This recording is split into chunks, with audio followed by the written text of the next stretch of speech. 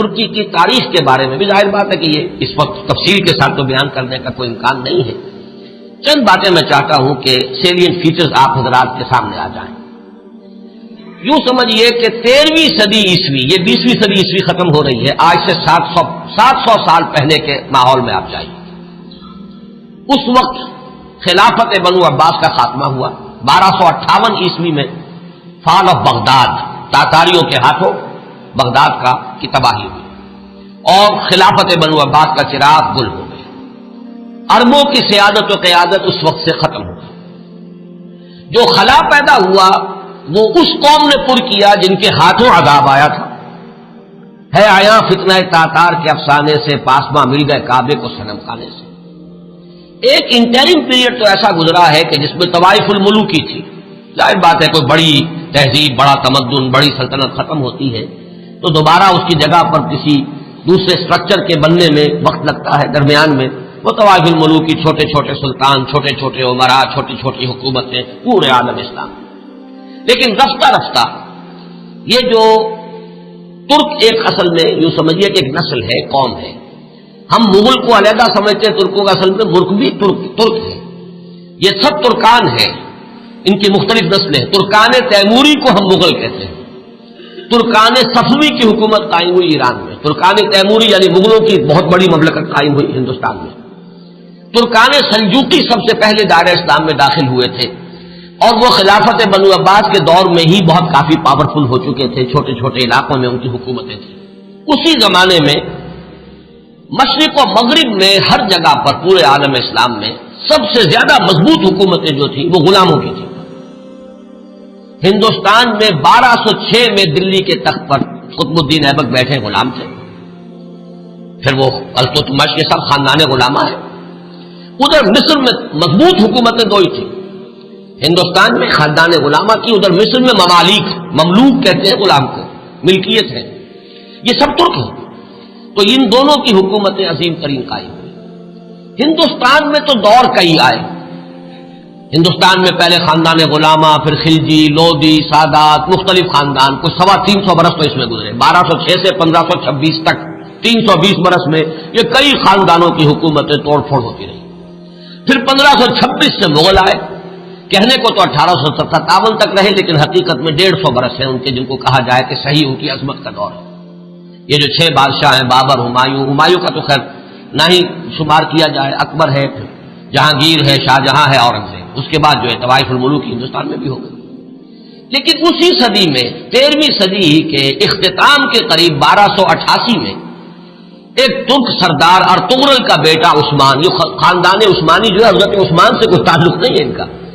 یہ اکثر لوگ چونکہ اس میں بھی مغالطے میں دیکھا بڑے بڑے پڑھے لکھے لوگ، امریکہ کے ڈاکٹرز بھی اس مغالطے میں تھے کہ شاید ان کا تعلق حضرت عثمان سے، جیسے بنو عباس کا حضرت عباس سے ہے تو یہ عثمانی سلطنت جو ہے یہ شاید یہ حضرت عثمان کی نسل سے. اس کوئی تعلق نہیں، یہ تو ترک ہے. عثمان بیگ اس کا نام تھا سردار کا. اس نے چھوٹی سی حکومت قائم کی. ویسے تمام مسلمانوں کی حکومتیں تھی. اناطولیہ پورا کا پورا جو ہے مسلمانوں کا تھا، مختلف چھوٹی چھوٹی ریاستیں. لیکن عثمان بیگ نے 1288 میں اس وقت کا جو ترکی ہے اس کا شمال مغربی کونا، صرف ایشیائی ترکی، اس میں چھوٹی سی حکومت قائم کی. 1288 سے لے کر اس کے بعد یہ حکومت جو ہے تسلسل کے ساتھ قائم رہی. اور فرق یہ ہے کہ ہندوستان میں تو جیسا کہ میں نے عرض کیا اس عرصے میں بہت سے خاندان آئے اور ختم ہوئے. مغلیہ دور آیا، ختم ہوا، پھر انگریز بھی آ گئے.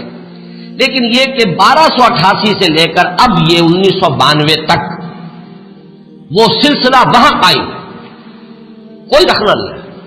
عروج و زوال انہی کے درمیان آئے ہیں. کبھی ان کی سلطنت بہت پھیل گئی، کبھی سکڑ گئی. پھر یہ کہ آج بھی بہرحال پورا ایشیا مائنر جس کو آپ کہتے ہیں، ایشیا کوچک، اناطولیہ کا پورا علاقہ، اور یورپ میں بھی بہرحال 3% ان کا رقبہ جو ہے یورپ کے اندر بھی ہے. آج بھی وہ مملکت قائم ہے. اور اس مملکت کے اندر نوٹ کیجئے پورے 400 برس تک خلافت رہی. ویسے تو 600 برس سے زائد ہو چکے ہیں 1288 سے لے کر، اور یہ 1992 تک یہ تو 700 سال کی حکومت ہے. لیکن یہ کہ خلافت جو ہے وہ 1520 سے شروع ہوئی. یہ ذرا ذہن میں رکھیے. جب کہ انہوں نے حجاز کو بھی فتح کر لیا، مصر کو بھی فتح کر لیا، عظیم ترین 3 بر اعظموں پر دنیا میں کوئی اور حکومت اور کوئی اور سلطنت اتنی عظیم نہیں تھی جتنی کہ اس وقت سلطنت عثمانیہ تھی. پورا حجاز، پورا یمن، پورا عراق، شام، مصر، اور پھر یہ لیبیا، الجزائر، تیونس تک، یہ سب کے سب پورا ایشیا مائنر، اور جیسا کہ میں نے عرض کیا بہت بڑا رقبہ، تمام بلقان سٹیٹس، ہنگری اور یہ علاقے جو ہیں یوگوسلاویا، سب کے سب جو ہیں یہ ایک مملکت 3 بر اعظموں کے اوپر محیط. تو 1520 سے خلافت شروع ہوئی ہے اور 1920 سے لے کر 1924 4 سال میں درجہ بدرجہ ختم ہوئی ہے. وہ بھی میں آج آپ کو بتاؤں گا کہ وہ درجے کیا ہیں. ایک دم ختم نہیں ہوئی، اس کے اندر کچھ وقت لگا ہے. 4 سال کے عرصے میں وہ نیچے گری ہے، 400 برس تک قائم رہی اور 4 برس میں پھر وہ زمین ہو گئی. اور خاص طور پر یہ پوائنٹ نوٹ کرنے کا ہے کہ بقیہ جو خلافتیں تھیں، خلافت بنو امیہ، خلافت بنو عباس، خلافت، ان سب کو تو چیلنج کرنے والے کوئی نہ کوئی سامنے آتے رہے. بنو امیہ کی خلافت کو چیلنج کیا پہلے حسین ابن علی نے رضی اللہ تعالی عنہما، پھر حضرت عبداللہ ابن زبیر نے رضی اللہ تعالی عنہما، پھر یہ کہ خلافت بنو عباس کو چیلنج کرنے والے حضرت زید، حضرت حسن کی اولاد میں سے رضی اللہ تعالی عنہ، پھر انہی کی اولاد میں سے ایک اور نفس زکیہ اٹھے جن کا نام اصل میں محمد ابن عبداللہ ہے، نفس زکیہ ان کا لقب ہے. تو ان خلافتوں کو چیلنج کرنے والے اٹھے ہیں. لیکن یہ بات نوٹ کر لیجئے، پورے 400 برس میں پورے عالم اسلام میں ترکوں کی خلافت کو کسی نے چیلنج نہیں کیا. متفق علیہ خلافت پورے عالم اسلام نے، اگرچہ پورا عالم اسلام ان کی حکومت میں شامل نہیں تھا، خلافت کو مانتے تھے. جہاں کہیں کو حکومت بدلتی تھی وہاں سے منگواتے تھے اپنے لیے سند، اور پورے عالم اسلام میں خلیفہ کا نام لیا جاتا تھا خطبوں کے. تو اس اعتبار سے یہ بہت ہی ایک غیر معمولی بات ہے، 400 برس تک خلافت کا جاری رہنا، اور وہ اس شان کے ساتھ کہ اس کو کسی، وہ انڈسپیوٹڈ مجمع علیہ متفق علیہ خلافت رہی. اس میں سے ذرا میں چاہتا ہوں کہ تھوڑا سا جغرافیہ کا بھی آپ اپنے ذہن میں اور وہاں کا جو مسئلہ ہے وہ جما لیجیے. اناطولیہ، وہ تو آپ نے نقشے کے اندر دیکھا ہوگا، کافی بڑا رقبہ ہے، اور اصل 97% ترکی موجودہ جو ہے وہ اسی میں ہے، 3% جو ہے یورپ میں ہے. اس کی آبادی کوئی 5.5 کروڑ ہے. آبادی کے لحاظ سے پاکستان کا نصف ہے تقریباً. اس میں سے 1 کروڑ کے لگ بھگ صرف ایک شہر استنبول میں ہے. پورا ملک سطح مرتفع ہے، نہایت زرخیز، سرسب، شاداب، قابل دید، اونچائی نچائی، لیکن ہر جگہ پر آپ کو کہیں زمین ننگی نہیں ملے گی. دریا ہیں بکثرت، جھیلیں ہیں بکثرت میٹھے پانی کی، اور ابھی ہم نے وہاں پر جو کچھ معلوم کیا، ہر شے ان کی اپنے ہاں موجود ہے، ہر اعتبار سے سیلف سفیشینٹ ملک ہے. اللہ تعالیٰ نے اپنی نعمتوں کی بارش اس طرح کی ہے. 6 دن ہم نے اس میں گزارے ہیں صرف ایک شہر استنبول میں، اور یہ میں نے عرض کر دیا کہ وہ پورے ملک کی 1/5 آبادی تو وہی ہے. یہ شہر شاید دنیا کے اس اعتبار سے خوبصورت ترین شہروں میں سے ہوگا کہ یہ ایک تو یہ کہ نگینے کی طریقے سے یہ یورپ اور ایشیا سنگم ہے اس کا جس پر واقع ہے. ایک سمندر ہے جو پورا ترکی کے اندر ہی ہے، بحر مارمورا، جسے ایک چھوٹی سی آبنائے ملاتی ہے بحرۂ اسود کے ساتھ، بلیک سی کے ساتھ، اس کو باسفورس کہتے ہیں. جنوب میں ایک لمبی سی گلی ہے پانی کی، ادرا دانیال ڈارڈینیلیز، وہ ملاتی ہے اسے بحرۂ روم سے. لیکن بحرۂ مارمورا جو ہے پورا کا پورا وہ ترکی کے اندر ہے گویا، یعنی یورپی ترکی اور ایشیائی ترکی کے مابین. اور استنبول شہر جو ہے وہ بہت خوبصورت، اور عظمت پارینہ اگر مسلمانوں کی دیکھنی ہو تو شاید دنیا کا کوئی اور شہر نہیں ہے کہ جو ہم پلہ ہو سکے. جتنی عظیم مسجدیں، عالی شان مسجدیں، اگرچہ اس وقت ان کی مینٹیننس نہیں ہے، برا حال ہے، خستہ حال ہے. حضرت ابو ایوب انصاری رضی اللہ تعالیٰ عنہ کا مقبرہ بھی بہت خستہ حالت میں. اس کے ساتھ جو مسجد ہے، مغرب کی نماز ہم نے وہاں ادا کی ہے، لیکن یہ کہ نظر یہی آیا کہ صرف وہی لوگ تھے کہ جو وہ ڈاکٹرز کا پورا گروپ آیا ہوا تھا، مقامی آبادی بہت کم، نہ ہونے کے برابر. اس اعتبار سے عظمت پارینہ دیکھنی ہو تب بھی جا کر دیکھیے، اور اسلام کی بیچارگی دیکھنی ہو تب بھی وہیں جا کر دیکھیے. یہ دونوں کنٹراسٹ آپ کو وہاں نظر آئیں گے کہ عظیم ترین مسجدیں وہاں ہیں. ہماری بادشاہی مسجد تو اپنے یعنی یوں سمجھیے کہ صحن کے رقبے کے اعتبار سے ہم کہہ دیتے ہیں دنیا کی سب سے بڑی مسجد ہے، لیکن وہ تو صحن ہے. باقی یہ کہ ان کے جو عظیم الشان ہال انہوں نے بنائے ہیں، جتنے عظیم، جتنے بلند، ان کو دیکھ کر انسان حیران رہ جاتا ہے۔ سلطان محمد فاتح کی مسجد، سلطان سلیمان کی مسجد، ایک ایک مسجد ان میں سے جو ہے اپنی جگہ پر عظمت کا بہت بڑا نشان ہے، اگرچہ جیسا کہ میں نے عرض کیا اس وقت حالت جو ہے ان کی اکثر و بیشتر خستہ ہے۔ ایک دن کے لیے ہم برسا، ایک شہر برسا اس وقت کہلاتا ہے، یہ بروسا ہے پرانا، بے رے واو صاد ہے، اور جب سلطان ارطغرل کے بیٹے سلطان نے عثمان نے جب سلطنت قائم کی تھی تو پہلا دارالخلافہ یہی تھا۔ یہ ایشیائی حصے میں ہے، تقریباً کوئی 150-200 میل کا فاصلہ ہوگا استنبول سے۔ وہاں کے حالات مختلف ہیں، وہاں سلطان بایزید یلدرم کی بنائی ہوئی مسجد جو ہے بہت عالیشان ہے، اور اس وقت بھی وہ بہت آباد ہے۔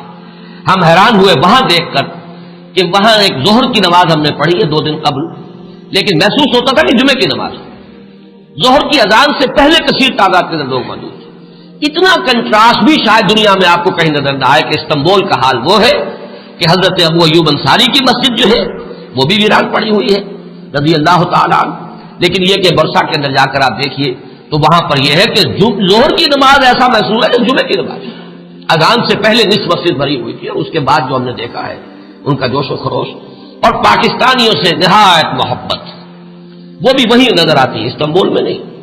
استنبول تو ہر اعتبار سے مغربی تہذیب کے اندر بری طریقے سے یوں سمجھیے کہ پوری طرح گم ہو چکا ہے، وہاں آپ محسوس نہیں کر سکتے کہ کوئی مسلمان ملک ہے۔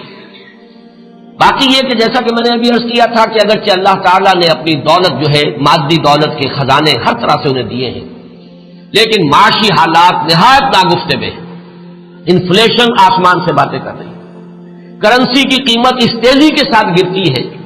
وہ کچھ اعداد و شمار لے کے آئے ہیں میرے ساتھ، چونکہ چھوٹے بھائی برادر عزیز اقتدار احمد تھے، ندا میں انشاءاللہ تعالیٰ وہ چیزیں تفصیل سے آئیں گی فیکٹس اینڈ فگرز کے ساتھ، کہ کس طرح ہر مہینے ان کی جو کرنسی ہے اس کی قیمت گر رہی ہے، اور کس طرح یہودیوں نے انہیں چنگل کے اندر لے رکھا ہے، اور پوری معیشت جو ہے یہودیوں کے قبضے میں ہے۔